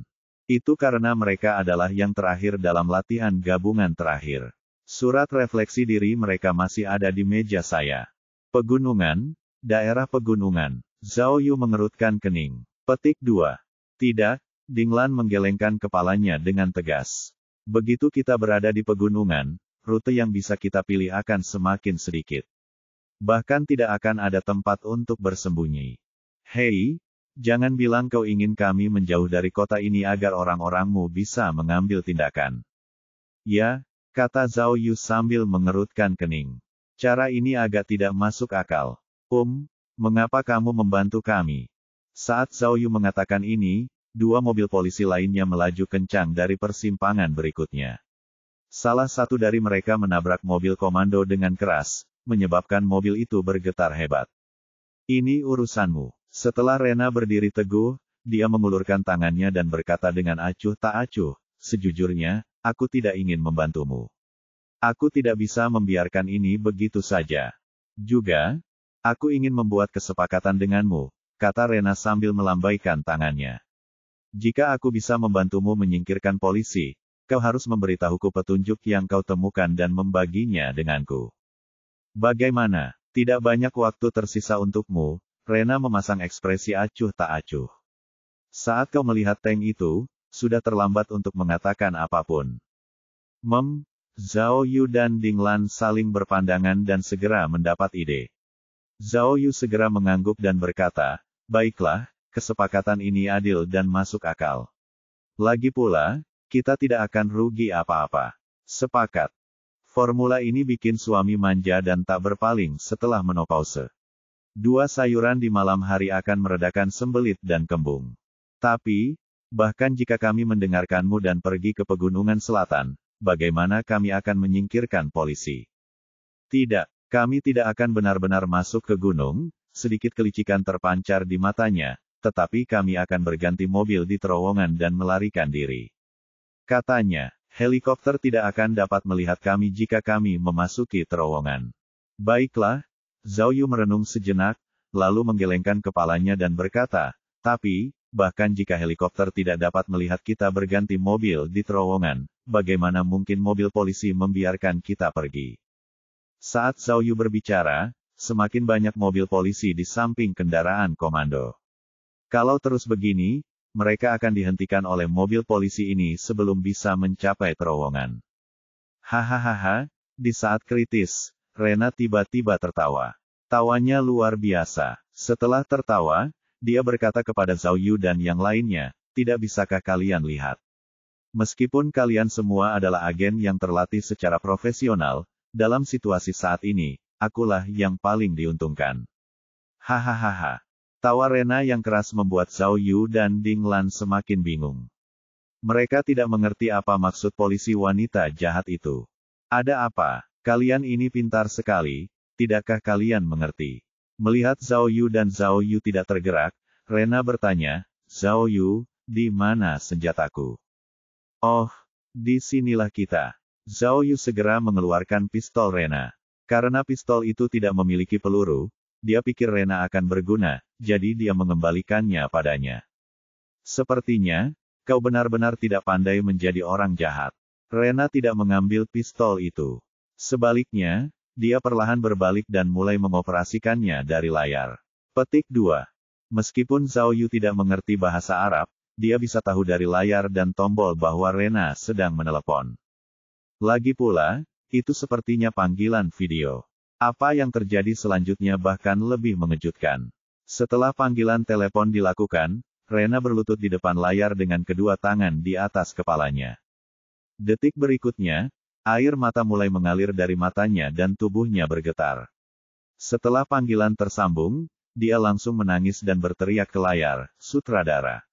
Sutradara, selamatkan aku! Selamatkan aku!" Ah! Seorang pria Arab berseragam muncul di layar. Itu adalah kepala polisi. Begitu dia melihat keadaan Rena yang menyedihkan, dia berkeringat dingin dan dengan cepat meraih layar dan bertanya, Rena, apakah kamu baik-baik saja? Apakah kamu baik-baik saja? Oh, Zhao Yu menatap layar TV dan kemudian pistol di tangannya. Dia akhirnya mengerti apa yang dimaksud Rena. Ternyata dia ingin aku terus menjadi orang jahat. Baiklah, karena aku tidak bisa kembali lagi, sebaiknya aku mulai bermain. Zhao Yu langsung melotot ke arahnya, lalu mengarahkan pistolnya ke pelipis Rena dan berteriak pada kepala biro di layar. Dengar baik-baik, kalau kau tidak menarik mobil polisi dan pesawat, aku akan menembakmu. Bab 1658, Satu Naga dan 3 Burung Phoenix 10. Penerjemah, 549.690.339. Langkah ini langsung berdampak. Ketika Zhao Yu mengarahkan pistolnya ke Rena dan mengancamnya dengan keras, mobil polisi yang mengejar mobil komando itu mundur jauh. Dengarkan aku, tidak ada yang tidak bisa diselesaikan. Di layar TV, kepala biro masih berusaha membujuk Zhao Yu dalam bahasa Inggris yang tidak begitu fasih. Selama kamu bersedia melepaskan sandera, aku dapat menjamin keselamatanmu. Saya juga akan berunding secara aktif dengan pemerintah Anda. Selama situasi belum mencapai tahap yang tidak dapat diperbaiki, kita harus. Sudah kubilang padamu, suruh saja mobil polisi dan pesawat itu pergi. Zhao Yu melotot padanya dan berteriak dengan keras, kalau aku melihatmu lagi, aku benar-benar akan menembakmu.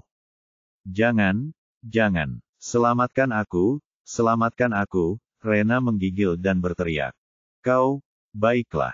Direktur itu mengepalkan tangannya dan berkata tanpa daya, aku bisa berjanji padamu, tetapi kau harus memastikan keselamatan Rena.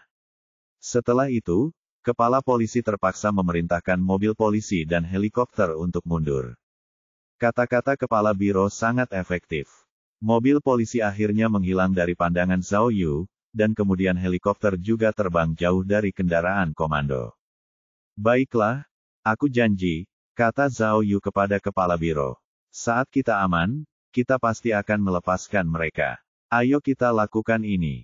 Kemudian, Zhao Yu menatap Ding Lan, dan Ding Lan segera maju dan menutup panggilan video.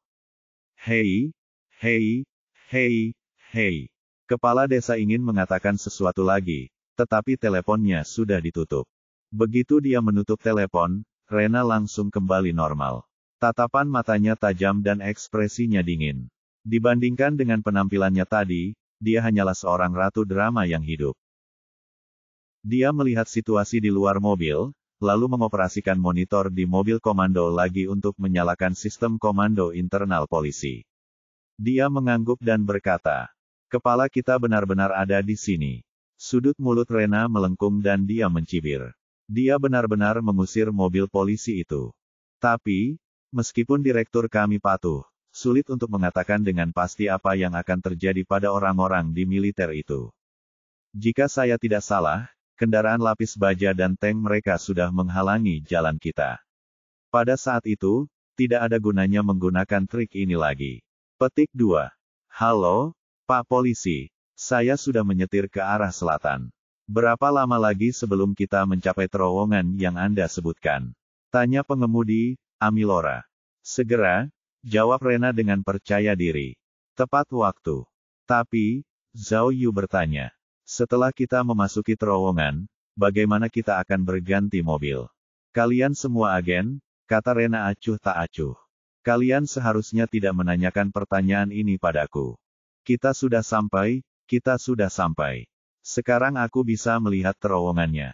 Teriak Amiola dengan gembira. Hebat, akhirnya aku bisa mendapatkan mobil baru. Keren, tapi terlalu sulit untuk dikendarai. Petik 2. Saya pikir, saat kendaraan komando semakin dekat ke terowongan, Ding Lan berkata, kita butuh seseorang untuk terus mengemudikan mobil ini dan mengalihkan perhatian polisi. Saat dia berbicara, Ding Lan menatap lurus ke mata Rena, yang menyiratkan bahwa dia sedang berbicara tentang Rena. Tidak. Petik 2. Yang mengejutkannya, Rena dan Zhao Yu menyangkalnya secara serempak. Kita masih perlu menggunakannya sebagai sandera di saat kritis ini. Zhao Yu menjelaskan. Jangan pernah berpikir untuk menyingkirkanku. Rena mengangkat bahu. Kesepakatan kita belum berakhir. Tuanku, apakah kita semenarik itu? Bahkan para sandera pun tidak ingin meninggalkan kita. Amiola bergumam pada dirinya sendiri. Saat mereka berbicara, kendaraan komando memasuki terowongan, dan Amerolan segera melambat. Jangan berhenti, perintah Gana. Terowongan Tokley panjangnya 3,5 km, dan hanya ada satu jalur putar di dalamnya yang dapat mengarah ke jalur yang berlawanan. Jalur yang berlawanan, Ding Lan mengerti. Maksudmu kita bisa berganti mobil dan kemudian kembali. Tentu saja, Rena mengangguk. Apakah kamu tidak akan pergi ke Stadion Macha? Ini, Zhao Yu dan Ding Lan bertukar pendapat lagi. Aku punya ide. Pada saat ini, Rena memperhatikan bahwa ada mobil lain di dalam terowongan dan buru-buru bertanya kepada Zhao Yu dan Suling Yue, apakah kalian membawa dolar AS? Ada banyak sekali. Zhao Yu segera mengeluarkan uang saku yang diberikan JK kepadanya. Meskipun itu hanya uang saku, $10.000 sudah lebih dari cukup. Petik 2. Bagus sekali. Rena mengamati situasi di dalam terowongan dan langsung menunjuk ke sebuah mobil lokal. Ia berteriak kepada Amilora, sopir, jangan biarkan dia pergi. Amiola sangat patuh. Dia memutar kemudi dan berhenti di depan mobil. Mobil itu melaju dengan keras dan bagian depan mobil hampir menghantam tembok. Setelah mobil berhenti di Maroko, seorang paman Morogan langsung melompat keluar dari mobil dan mulai mengumpat dalam bahasa Arab yang fasih. Pada saat itu, penerjemah waktu nyata Zhao Yu kehabisan waktu. Dia tidak mengerti apa yang dikatakan pamannya, tetapi dari cara pamannya meludahinya, dia pasti sangat marah. Saat itu, Rena mengeluarkan $0,5 AS miliknya, keluar dari mobil, dan berjalan mendekat.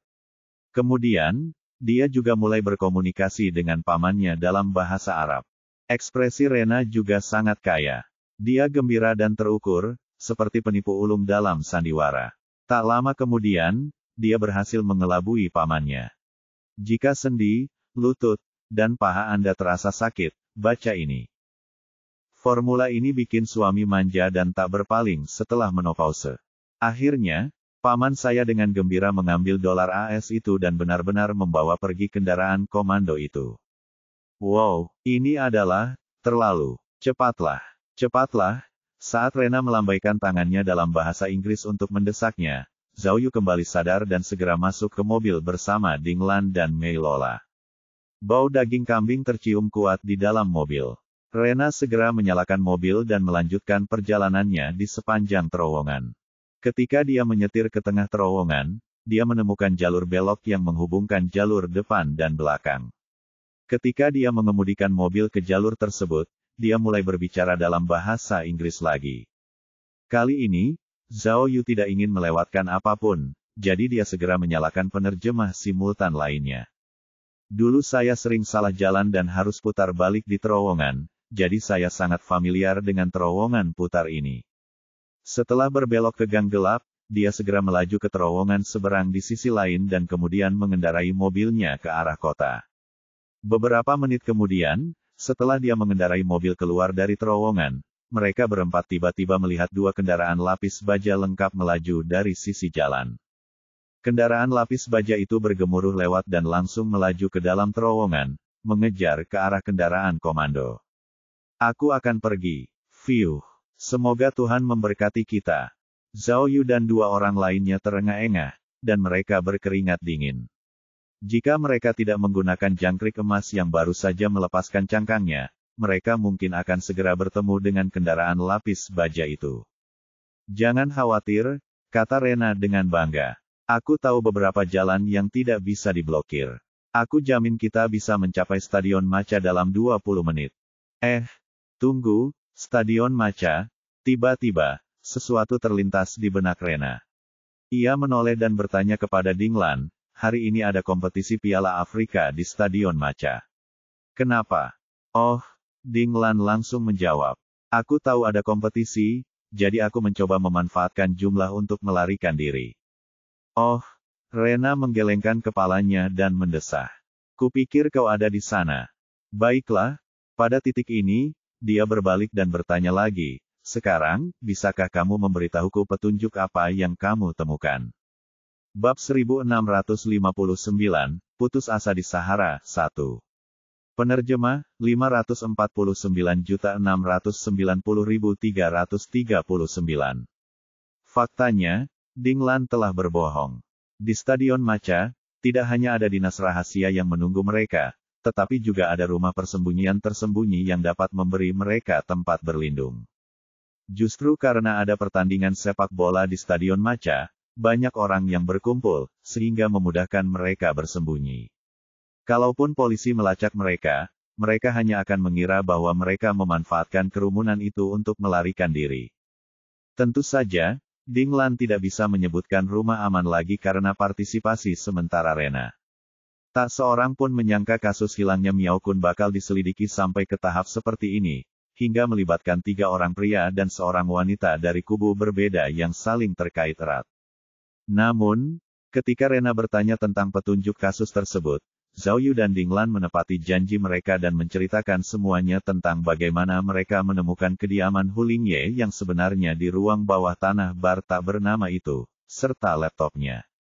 Ding Lan juga membuka ranselnya dan menunjukkan komputer Rena Hu Lingye. Hehe, hebat sekali. Rena tertawa terbahak-bahak saat mengemudi. Kita sudah membuat keributan besar, tapi kamu bilang kamu hanya menemukan komputer dengan 70% data yang terhapus. Jika petunjuknya telah dihapus, maka kita benar-benar dapat menulis sebuah buku dan memulai sebuah warisan. Namanya akan menjadi bahan tertawaan surga. Lelucon ini sama sekali tidak lucu. Sambil berbicara, dia membuka laptop Hu Lingye dan mengeluarkan tabletnya sendiri. Dia berkata kepada semua orang, aku akan melihat apakah kita benar-benar menjadi bahan tertawaan. Tunggu sebentar, Ding Lan waspada. Kita sedang melarikan diri. Aku tidak ingin melihat tank mengejar kita. Casual that is just a click away. Sign up dan start meeting women in your area today. Cepat, periksa peralatan elektronikmu untuk memastikan kau tidak bisa ditemukan. Terutama, dia menoleh ke arah petugas Rena. Terutama kau.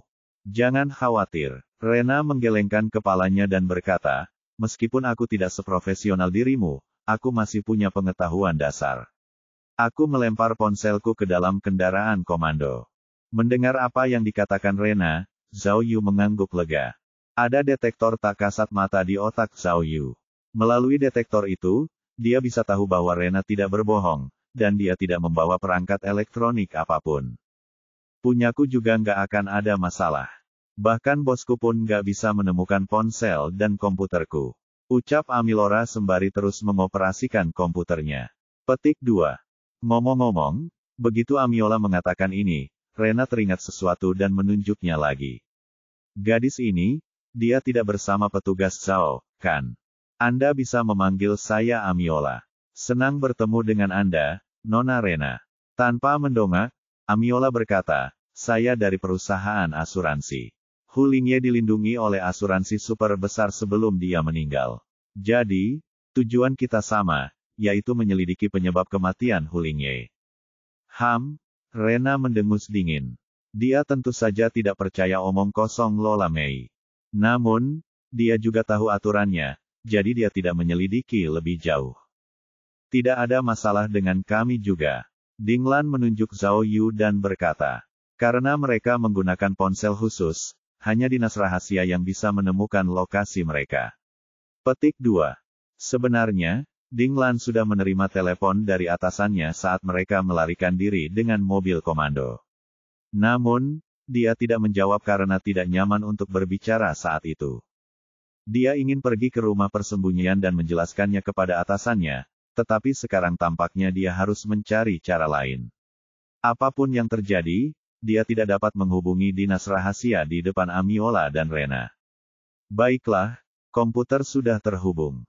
Sekarang saatnya mencari informasi. Amilora menyerahkan tabletnya kepada Zhao Yu dan berkata, tampan, kamu bahkan bisa memecahkan kata sandi Sonia. Kamu harus melakukannya. Baiklah, Zhao Yu dengan lembut mendorong komputernya ke belakang dan berkata dengan serius, seorang ahli sepertiku tidak akan dengan mudah bergerak. Lebih baik aku memberikan lebih banyak kesempatan kepada kalian, anak muda. Petik 2. Tanda pagar. Amiola menjulurkan lidahnya dan mengatakan sesuatu yang tidak berhasil diterjemahkan oleh penerjemah simultan. Mari kita mulai dengan popularitas. Dinglan mengingatkannya, lihatlah komputer Hu Lingye. Apa hal yang paling populer di dalamnya? Itu bisa berupa tautan situs web, atau file, atau nama seseorang atau kata benda. Amiola memutar matanya ke arah Dinglan, yang berarti dia tidak perlu mengingatkannya. Dia tahu apa yang harus dilakukan. Tepat saat Amilora sedang mencari informasi di komputer Hu Lingye, Gena melaju ke area pemukiman untuk menghindari pos pemeriksaan. Zhao Yu memikirkan seluruh kejadian itu dalam benaknya dan mulai merencanakan apa yang harus dia lakukan setelah dia melarikan diri. Di sini, hanya dalam beberapa menit, Amilora selesai mencari semua informasi. Dia kemudian menunjuk ke layarnya dan berkata, item-item dengan peringkat teratas semuanya ada di sini. Coba tebak apa yang paling banyak dicari Hu Lingye. Petik 2. Londe. Zhao Yu mengucapkan nama orang terkaya di dunia tanpa berpikir. Setelah dia selesai berbicara, mobil menjadi sunyi. Memang, suasana di dalam mobil agak aneh.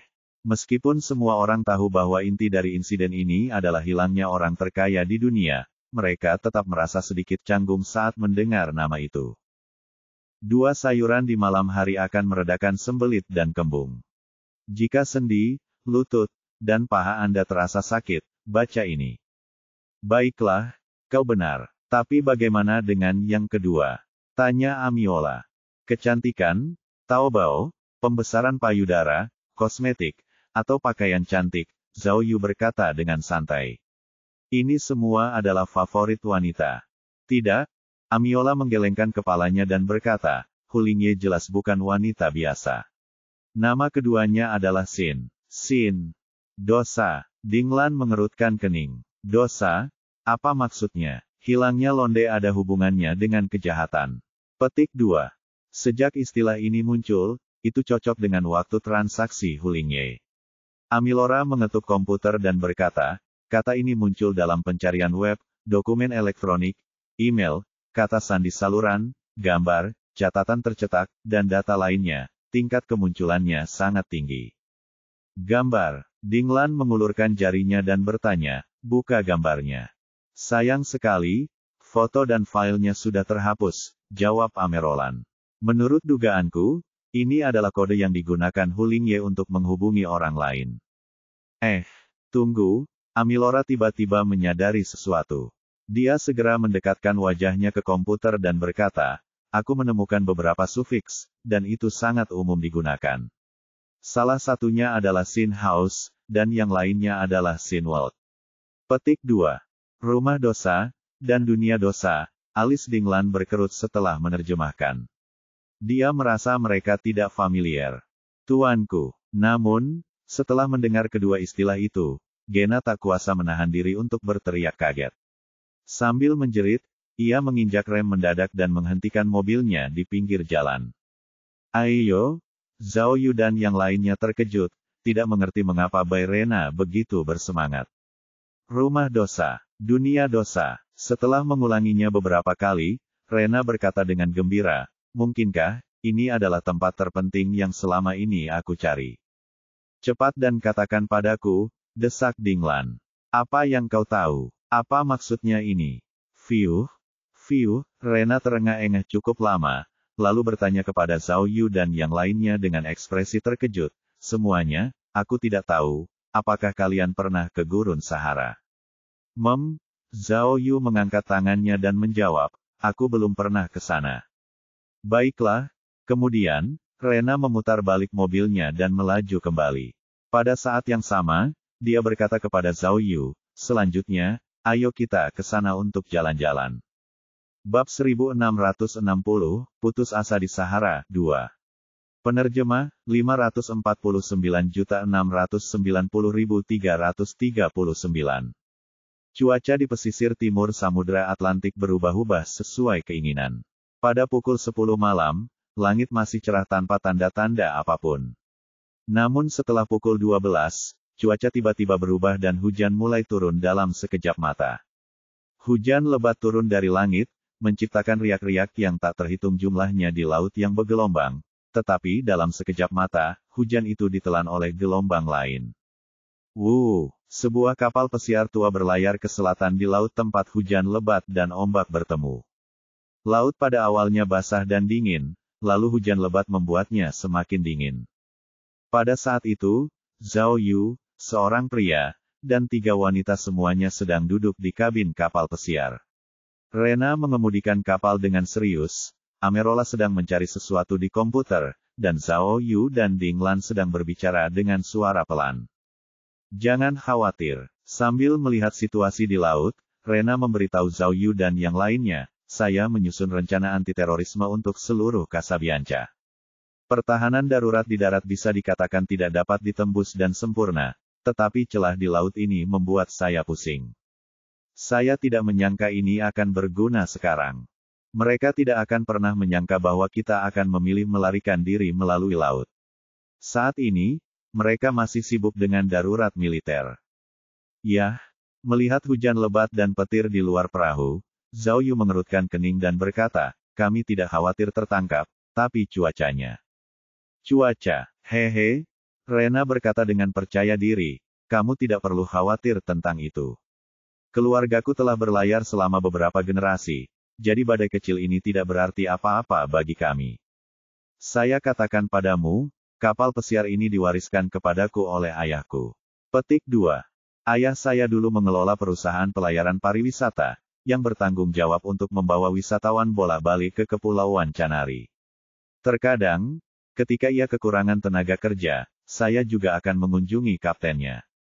Ngomong-ngomong, apakah kamu pernah ke Kepulauan Canari? Rena berkata dengan antusias, di sana sangat indah. Ada seorang penulis Tiongkok yang cantik.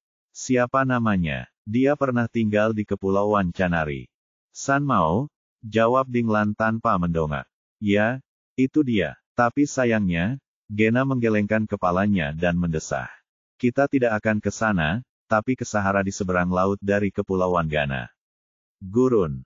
Maksudmu rumah dosa itu penjara? Mendengar Rena berbicara tentang Sahara, Zhao Yu langsung ke pokok permasalahan.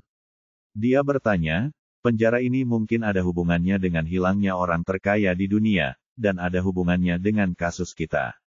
Tapi, Zhao Yu cemberut. Apakah perlu pergi ke sana secara langsung? Mengapa kamu tidak bisa menggunakan keterampilan peretasan supermu untuk menyelidiki terlebih dahulu? Sama seperti Hu Lingye. Ini menarik. Amiola melihat komputer dan berkata, saya telah bekerja di Afrika Utara selama bertahun-tahun, tetapi saya belum pernah mendengar tentang rumah penuh dosa. Sebagai penjara, mengapa harus dibangun di padang pasir? Petik 2. Ngomong-ngomong soal ini, ya, Gana melirik ke arah kerumunan dan berkata dengan penuh arti, kalau begitu kita harus mulai dengan asal-usul sejarah kita. Karena kalian semua ahli, saya akan mencoba sesingkat mungkin. Sebenarnya, hubungan antara Sahara Barat dan Maroko tidak sesederhana yang terlihat. Rena menatap ke arah laut dan menjelaskan kepada semua orang dengan serius. Sebenarnya, Maroko hanya memiliki sebagian hak kepemimpinan di Sahara Barat, dan itu hanya sebagian kecil. Sebagian besar dari mereka dikendalikan oleh organisasi bersenjata lokal. Organisasi bersenjata ini dipimpin oleh Front Sahara dan menduduki wilayah Sahara yang luas. Latar belakang mereka juga lebih rumit. Ada yang pro-Amerika, ada yang pro-Eropa, dan ada juga negara-negara Afrika Utara lainnya yang terlibat. Bahkan ada beberapa organisasi teroris dan konsorsium internasional. Tidak seperti daerah kontroversial lainnya, daerah gurun ini, yang luasnya 30 km persegi dan berpenduduk kurang dari 400.000 jiwa, benar-benar kacau balau. Jangan lihat betapa tandus dan gersangnya gurun itu.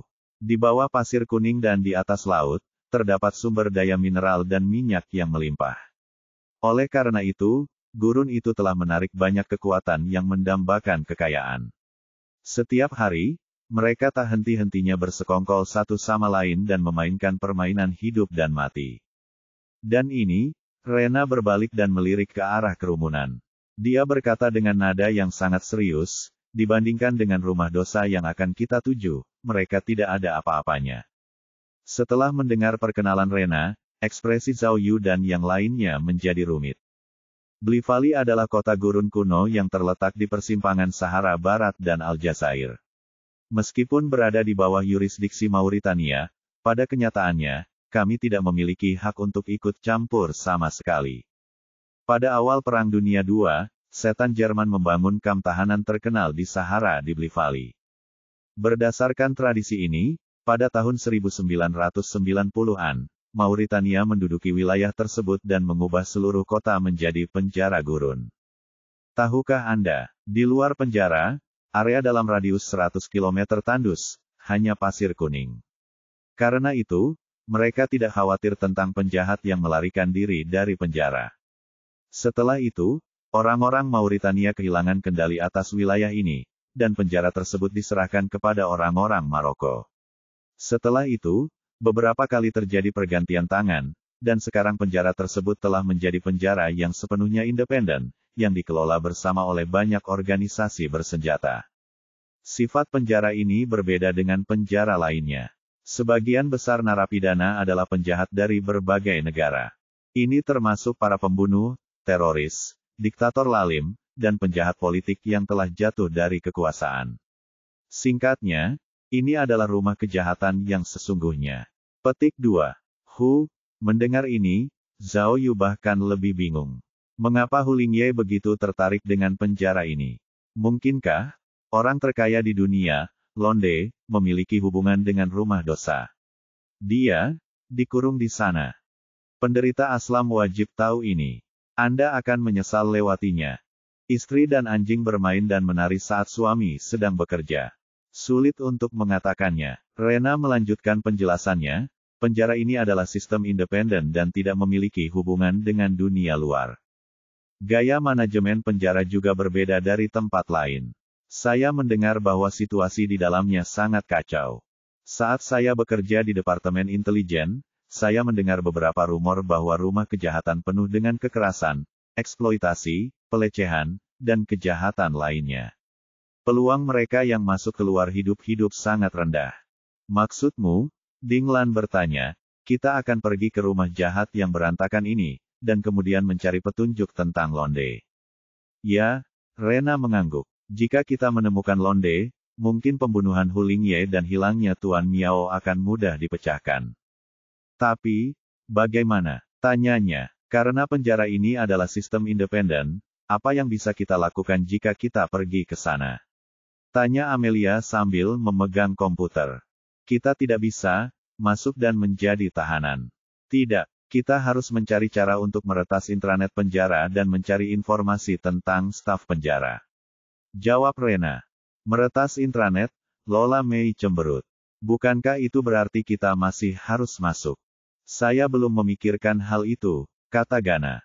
Saya punya kolega di Sahara Barat, tetapi saya khawatir saya tidak dapat menghubungi mereka dengan status saya saat ini. Baiklah, Zhao Yu menatap Ding Lan, yang bermaksud bertanya apakah dinas rahasia memiliki agen khusus di Sahara Barat. Namun, Ding Lan menggelengkan kepalanya tanpa daya. Petik 2. Hai, Lola.